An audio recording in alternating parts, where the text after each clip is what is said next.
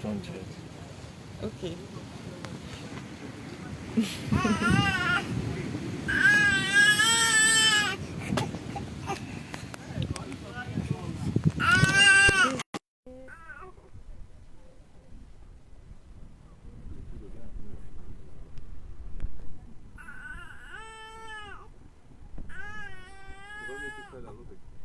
Ouais, c'est mieux parce que l'enfant va. Allons-y là-bas.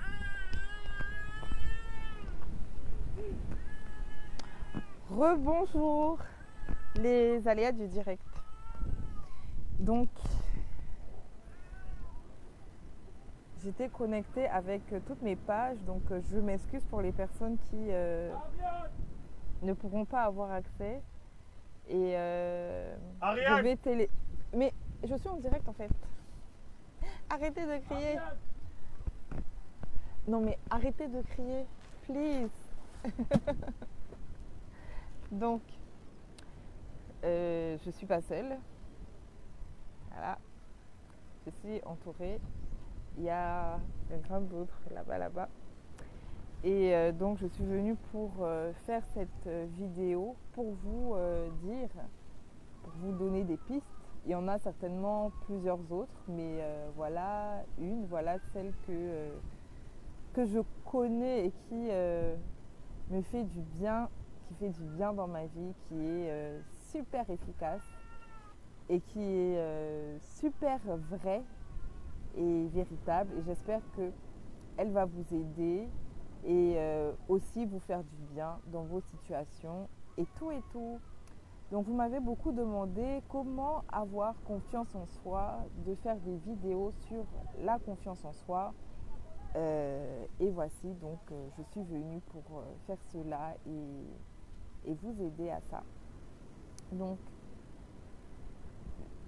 il y a une distinction déjà de base à faire entre la confiance en soi et l'estime de soi. Ce n'est pas la même chose, ça ne veut pas dire la même chose. Donc la confiance en soi, qu'est-ce que ça veut dire? Ça veut dire que je fais confiance à tout ce qui vient de moi. Ok, tout ce qui vient de moi est digne de confiance. L'estime de soi, ça veut dire que ce qui sort de moi a de la valeur. Et par définition, j'ai de la valeur. Quelqu'un qui n'a pas confiance en soi ne croira pas que ce qui sort de lui est vrai. Quelqu'un qui n'a pas d'estime de soi va croire qu'il ne vaut rien, il est nul et tout ça. Et c'est vraiment deux choses à distinguer. Ensuite, concernant donc la confiance en soi, et je reste seulement sur ça, le thème d'aujourd'hui ne concerne pas du tout l'estime de soi. Donc concernant la confiance en soi, il y a quelque chose qui est important à savoir, c'est que je peux avoir confiance en moi dans un certain domaine, mais dans un autre domaine, je manque totalement de confiance en moi. Par exemple, dans mon domaine professionnel, dans mon activité, je peux avoir totalement confiance en moi, je peux estimer digne de confiance ce qui sort de moi, mais dans la vie amoureuse, je peux manquer de confiance en moi et trouver que ce qui sort de moi n'est pas digne de confiance. Donc c'est vraiment très important de savoir déjà cette chose et de l'intégrer. Alors, la voix... Ah, pourtant je parle assez fort. Donc ok, je vais mettre mon micro comme ça, je pense que vous m'entendrez mieux. Ok, super. Donc, concernant donc la confiance en soi, il faut savoir donc qu'est-ce qui sort de moi. La première des choses, ce sont mes cinq sens. Je dois croire que ce que je vois est réel, ce que je sens est réel. Peut-être que ce que je dis semble bizarre, mais j'arrive quelque part. Ce que je sens est réel, ce que je goûte est réel, ce que je touche est réel, que mes perceptions sont vraies. D'accord? Et il y a beaucoup de personnes qui ne croient pas en leur perception. Ils ne croient pas que ce qu'ils ont vu, entendu, touchés, ils ne croient pas que ce soit vrai en fait. Et ça crée un désordre. Vous avez vu quelque chose et puis vous revenez dessus en vous disant non, je n'ai pas vu ça, je me trompe. Vous commencez à mettre un raisonnement erroné sur ce que vos cinq sens ont perçu. Donc, à partir de ce moment, chaque fois que vous allez fonctionner dans la vie, comment est-ce que vous allez pouvoir espérer fonctionner avec assurance, avec confiance, alors que vous ne croyez pas à vos cinq sens? Or, ce sont les vôtres et il n'y a personne qui peut voir à votre place, personne qui peut entendre, personne qui peut ressentir. Parfois, c'est vrai, on peut voir quelque chose et s'être trompé parce qu'on l'a vu de loin ou etc. Mais généralement, ce qu'on a vu, c'était vraiment ça en fait. C'était vraiment la réalité, c'était vraiment vrai. Et quand vous allez commencer à vous dire, non, ce que ces yeux voient là, ce n'est pas vrai. J'ai entendu, mais non, je n'ai pas bien entendu. Quand vous allez faire, ça peut arriver une ou deux fois, on est des êtres humains, on n'est pas infaillible. Mais quand systématiquement, 100%, vous croyez que 100% de ce que vous voyez ou vous pensez ou votre interprétation de la vie ou tout ce que vous avez pu avoir alentour est faux, bien sûr que vous allez vous allez manquer de confiance en vous. Et en vérité, même pour croire en Dieu, pour croire à ce que Dieu dit, vous avez besoin d'avoir confiance en vous parce que le Seigneur va vous montrer une chose, il va vous dire une parole et sa parole est vraie, sa parole est éternelle, sa parole est la vérité. Et quand vous allez la passer au filtre de vous, vous allez dire que non, je n'ai pas bien vu. Non, je me trompe, je n'ai pas bien entendu. Et vous n'allez pas être capable de faire ce que Dieu vous demande. Or, pour faire ce que Dieu vous demande, vous avez besoin de confiance en vous. La confiance en vous, dans un premier temps, le stade ultime, elle vient de vous. Vous devez croire à vos cinq sens. Vous êtes là seul en train d'habiter dans ce corps, je l'espère. Et alors que vous croyez vrai vos cinq sens, eh bien, vous allez pouvoir appréhender les promesses de Dieu pour vous, appréhender les situations de la vie. Ok? Et ensuite, il y a autre chose, un autre mouvement que vous pouvez avoir vis-à-vis de Dieu, c'est-à-dire je crois en moi parce que Dieu croit en moi. Je sais que Dieu croit en moi, il a confiance en moi. Alors comme il m'accorde sa confiance, alors je choisis moi aussi de me faire confiance. Ok? Mais il y a certaines promesses de Dieu. Si vous manquez de confiance en vous, vous ne pourrez pas, comment dire, les posséder. Voilà. Et une autre chose, c'est que ressentir de la peur ne signifie pas qu'on manque de confiance en soi. Je peux ressentir de la peur, malgré la peur que je ressens. Je fais cependant ce que je sais qui doit être fait. Je me mets quand même en activité, bien que je ressente la peur. Par-dessus la peur, j'ai peur, je tremble comme une feuille, mais je fais ce que je fais. Et quand je parviens à faire ce que je fais, malgré la peur, eh bien cela me permet d'avoir confiance en moi et de voir que c'était simple. Et parfois, en faisant les choses, on se rend compte que pourquoi j'avais peur, pourquoi je me suis mis dans un état pareil, pourquoi j'ai dramatisé la situation, pourquoi je me suis positionnée de cette manière. Et vous allez voir que la confiance en soi, elle n'est pas pour les autres, elle n'est pas pour les chiens, elle est pour vous. Vous pouvez tout à fait avoir confiance en vous-même. Ok? Maintenant, autre chose qui est important, et c'est pour ça que j'ai parlé des cinq sens. Qu'est-ce qu'il y a en moi? Il y a en moi mes émotions. Est-ce que je crois que mes émotions sont vraies? Est-ce que mes émotions sont vraies?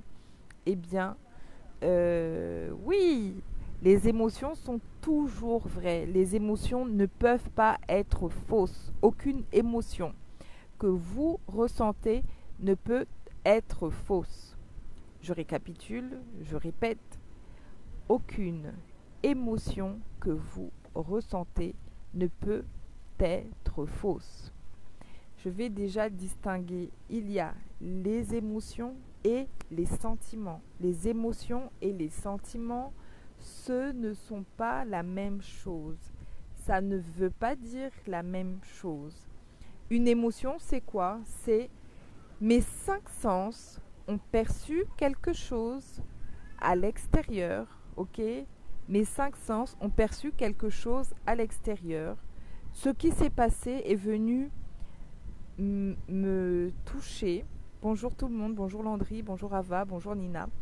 Ce qui s'est passé à l'extérieur est venu me toucher, d'accord? De manière neutre. Par exemple, là, je suis en train de vous parler, je vois un homme marcher, j'entends le bébé pleurer, je sens le vent me toucher, je vois mon mari avec sa caméra qui est là près de moi et qui bouge. Et en fait, ces choses que je vois à l'extérieur ont un effet sur moi. Et cet effet-là, je n'ai aucune emprise sur ça. Je ne peux rien faire. Pourquoi? C'est le cerveau reptilien qui agit. Ça veut dire que si une voiture devait me cogner pendant que je suis en train de traverser, eh bien la voiture va me cogner et automatiquement je vais avoir un réflexe. Je vais bouger, je vais faire quelque chose. Les émotions, en fait, c'est un réflexe aux stimuli qu'il y a à l'extérieur. Et maintenant, qu'est-ce qui se passe? Vous avez une émotion. Et ça, est-ce que ça peut être vrai ou faux? Non. Les émotions sont neutres, en fait.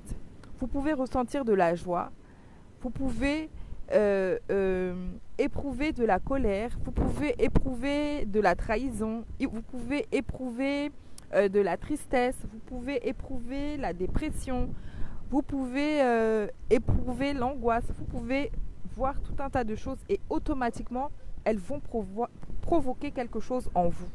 Et vous n'êtes pas responsable de ce qui a été provoqué en vous. Vous avez ressenti l'émotion, c'est tout. Donc l'émotion ne peut en aucun cas être fausse. D'accord? Maintenant, donc, c'est là où je veux distinguer les sentiments.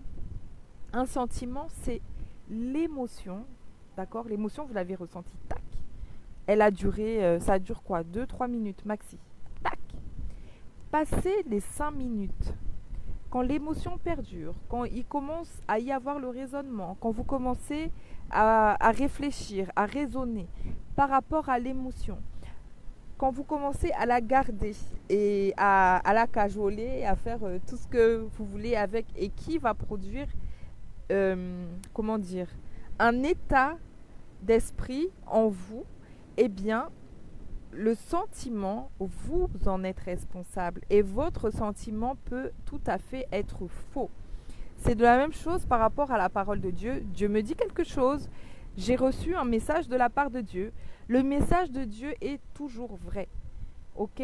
Mais maintenant, mon interprétation peut être fausse. D'accord? Ce que Dieu a dit, il a vraiment dit, mais j'ai mal lu la situation, je n'ai pas su l'interpréter. Et du coup, ça donne on pourrait penser que le message est faux. Non, le message n'est pas faux, mais l'interprétation a été fausse. Vous avez vu quelque chose, vous avez ressenti quelque chose, ce que vous ressentez est toujours vrai. Ça ne peut en aucun cas, jamais, jamais, jamais être faux. D'accord? Mais l'interprétation que vous allez faire peut être faux. Et vous pouvez rester avec, commencer à nourrir des pensées, commencer à vous mettre dans un état d'esprit qui peut parfaitement être inapproprié et inexact par rapport à la vérité de la situation. Bonjour Audrey. Donc voilà. Et qu'est-ce que je voulais vous dire? Souvent les gens ont des émotions, de la joie, de la colère, de la peur, toutes ces choses. Et puis face à leurs émotions, eh bien, ce qu'ils ressentent, ils n'apprécient pas. Ils n'apprécient pas le message qui vient leur être porté. Alors là, va rentrer en marche un certain nombre de choses. votre éducation, votre rapport à vous-même et à l'extérieur.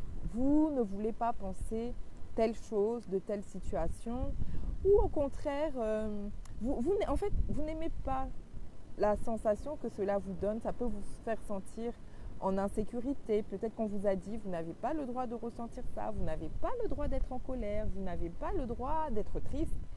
Et alors, quand vous ressentez cette chose, eh bien, vous allez venir la refouler. Et c'est de là que viennent tous les problèmes, toutes les dépressions, tous les sentiments de malaise.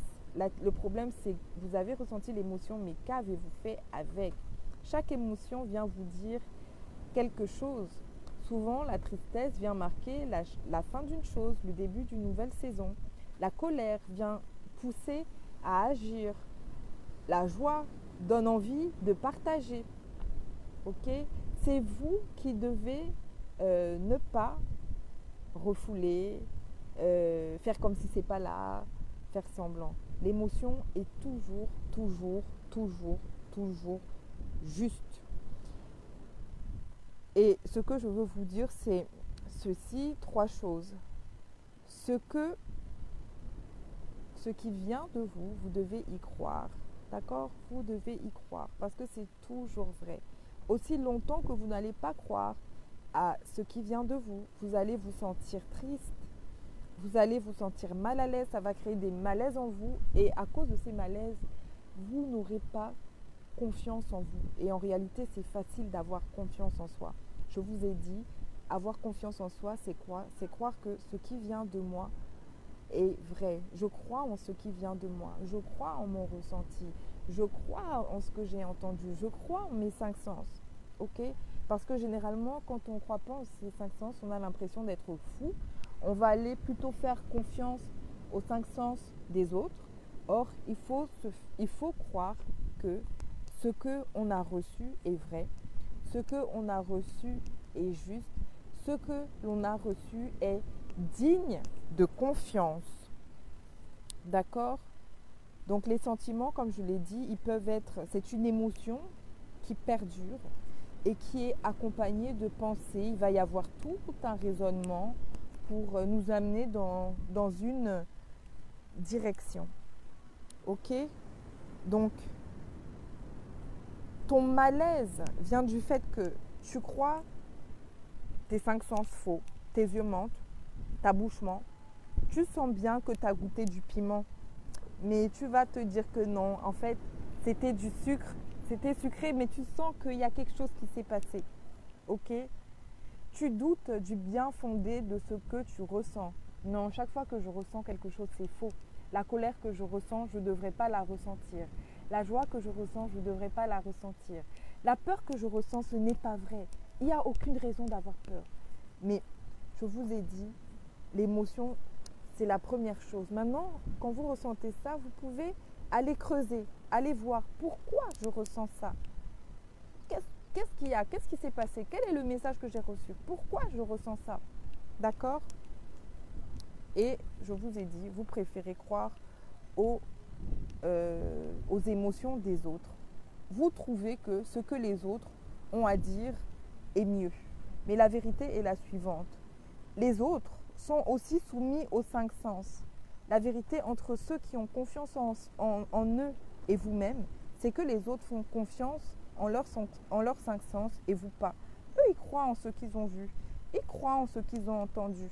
Ils savent que ce qu'ils ont entendu est vrai. Je vais vous dire autre chose. Ça, c'est une clé, une astuce majeure suprême.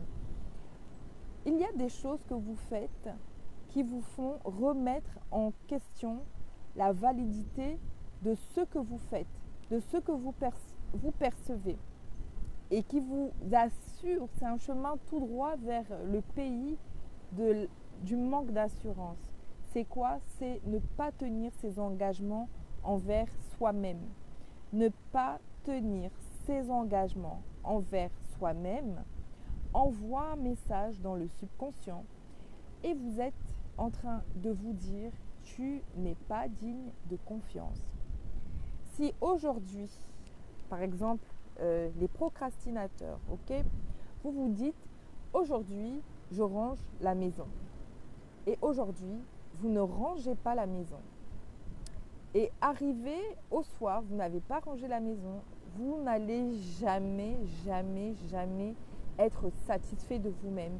Il y a comme une loi à l'intérieur de vous qui est en train de parler et pour établir la correspondance entre ce que vous dites à votre propre sujet et les actions que vous posez.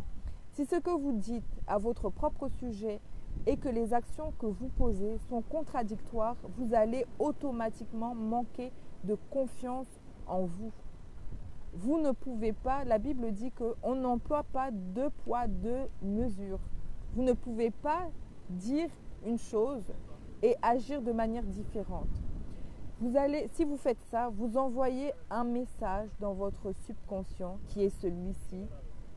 Tu n'es pas digne de confiance. On ne peut pas te faire confiance. Donc, soyez toujours juste et vrai entre ce que vous dites et les actions que vous posez. D'accord? Sinon, il va y avoir une dichotomie que vous allez envoyer dans l'air et ça va revenir vers vous avec un message de confusion, un sentiment de confusion et de mal-être qui ne vous permettront absolument pas d'avoir confiance en vous. Vous devez dire des choses, penser des choses et les respecter. Si vous ne les respectez pas, vous envoyez dans votre subconscient ce message: tu n'es pas digne de confiance. Je ne peux pas te faire confiance. Ensuite, qu'est-ce qui se passe? Les manipulateurs, sont des experts pour vous faire croire que ce que vous avez ressenti, ce que vous avez vu est faux. C'est une technique, j'ai envie de crier là, je ne sais pas comment le formuler, je ne sais pas comment vous le dire. C'est une technique imparable pour vous permettre de manquer de confiance en vous. Vos impressions, le mot est très clair. Impression, ça vient du mot imprimer, d'accord? Le verbe, le nom, c'est impression. Le verbe, c'est imprimer. Qu'est-ce qui s'est passé? Là, j'ai vécu quelque chose, j'ai vécu une situation et cette situation a mis une empreinte en moi.